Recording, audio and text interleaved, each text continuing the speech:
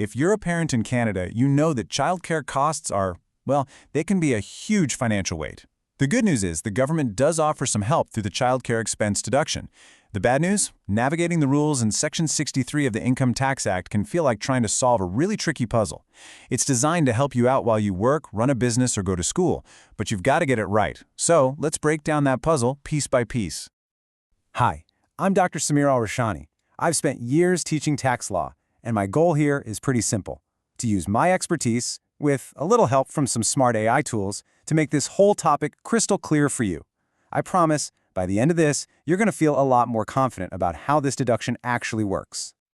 All right, here's our game plan. We're going to tackle this in 4 key parts. First, we'll hit the most important rule of all: who in the family actually gets to make the claim. Then we'll dive into the nitty-gritty of what really counts as a childcare expense. After that, we'll actually run the numbers so you can see how the deduction is calculated. And finally, we'll look at some of those interesting special cases where the rules can change. Okay, let's start with the absolute foundation of this entire deduction. Seriously, if you get this part wrong, the rest of your claim just won't fly. So, before we even think about a single dollar figure, we need to figure out who is allowed to make this claim. So, this is the million-dollar question, isn't it? In a household with 2 parents, can you just pick who claims it? Maybe give it to the person in the higher tax bracket to save a bit more money? Well, the answer from the government is a firm nope. The law is incredibly specific about this. And here it is, the big one, the lower income spouse rule. The law says the deduction must, and I want to stress that word, it must be claimed by the spouse or common law partner with the lower net income. It's not a choice. The whole idea here is to prevent something called income splitting. The government wants the tax break to apply to the person in the lower tax bracket, which usually means a smaller overall tax saving for the family. Okay, so what about that 1 in a million chance that you and your partner earn the exact same net income right down to the last cent? Well, the Tax Act has a plan for that too. You can't both claim it, and you can't just flip a coin. You have to actually decide together, jointly elect, which one of you is going to be treated as the higher income earner for the purposes of the form. That way, the other person can properly make the claim. So, we've nailed down who makes the claim. Now for the next big question: what exactly can you claim for?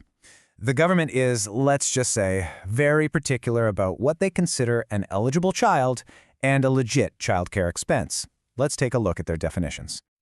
First up, what's an eligible child? It's your child, or your spouse's child, who is under the age of 16 at any point during the tax year. But, and this is a really important but, if the child is dependent on you because of a mental or physical infirmity, that age limit goes right out the window. That's a crucial detail for some families. Now, what about the expense itself? Look, it's not just any money you spend on your child. To qualify, you have to have paid for these services for one main purpose: to allow you or your partner to earn an income, run a business, or go to school. That link, that connection, is everything. If there's no link, there's no claim. Simple as that. The CRA draws a really bright line in the sand here. On one side, you've got things like daycare, babysitters, and even some camps or boarding schools, things that are for care and supervision. On the other side, you have costs that are more for a child's general upbringing or education, things like medical bills, new clothes, bus fare, or regular school tuition. Those are explicitly not considered childcare expenses. They might fit into other tax credits, or they might not, but they don't belong here.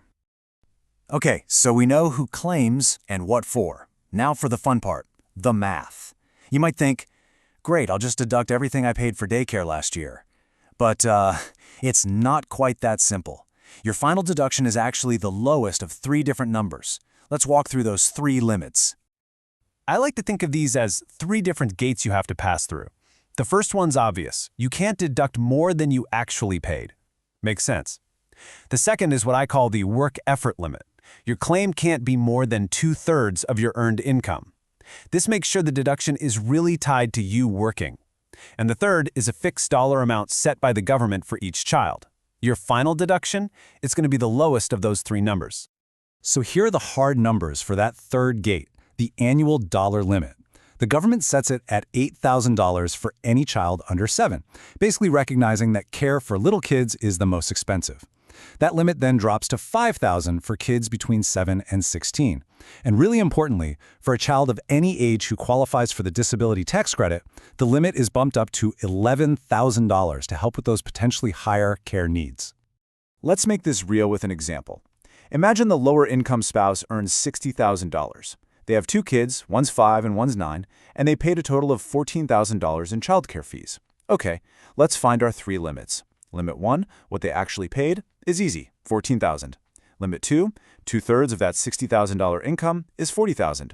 Now for limit 3, the annual max. That's $8,000 for the 5-year-old plus $5,000 for the 9-year-old, which gives us a total of $13,000.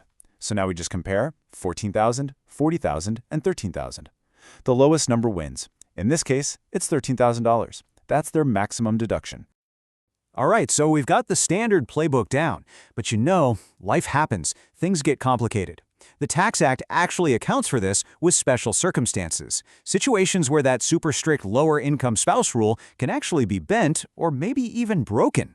Let's look at those exceptions. So this is a question I get from students all the time. Is that lower-income spouse rule just set in stone? Or are there any scenarios where the person with the higher income can actually get in on the action and make a claim? And the answer is yes, but only under very, very specific conditions. Now here's the key. The higher-income spouse can't just swoop in and take over the whole deduction for the year. No way. They can only claim the childcare costs that were paid during the specific weeks or months that the lower-income spouse was physically unable to provide care, for one of the reasons defined in the law. Think of it like a partial, prorated claim for just that period of time. This is probably the most common exception we see. What happens when the lower-earning partner decides to go back to school? Well, the law has a special allowance for this exact scenario. So here's how it works. If the lower-income partner is a student in a qualifying program, and that means it has to last at least 3 weeks in a row and have a real time commitment, then the higher-income spouse might be able to claim a portion of the childcare costs for those weeks their partner was hitting the books. Beyond going back to school, the law also carves out exceptions for other tough life events that would make it impossible for the lower-income spouse to care for the kids. Right. These other exceptions are for some very specific and frankly difficult situations. The higher-income spouse might be able to claim if their partner is seriously ill for at least 2 weeks, if they're incarcerated for at least 2 weeks, or if the couple has been separated for at least 90 days because of a breakdown in the relationship. In all these cases, the law basically says, okay, we recognize the lower-income spouse is physically unable to provide care, so we're going to pause that main rule for a bit. So, let's wrap this up with the 3 things you absolutely need to remember. First, the golden rule. The lower-income partner almost always claims the deduction. Second, your final claim gets capped at the lowest of 3 numbers: what you paid, 2/3 of your earned income, or that annual per-child limit. And third, don't forget that there are specific exceptions to the golden rule for situations like illness, separation, or when one partner is a student. This quote really hits the nail on the head. Tax law is built on this foundation of incredibly precise rules, all designed to make the system fair and equal for everyone. But that very same precision is what can make it so difficult for everyday people to figure out and get the benefits they're entitled to. And this really leaves us with a big question to think about. We get why these rules have to be so detailed. It's all about fairness. But does all that detail create a system that's just too complicated for the average person to use easily? It's the constant balancing act in tax policy. How do you build a system that's fair, but also one that's accessible to everyone it's actually designed to help? It's definitely something to chew on. Thanks so much for joining me.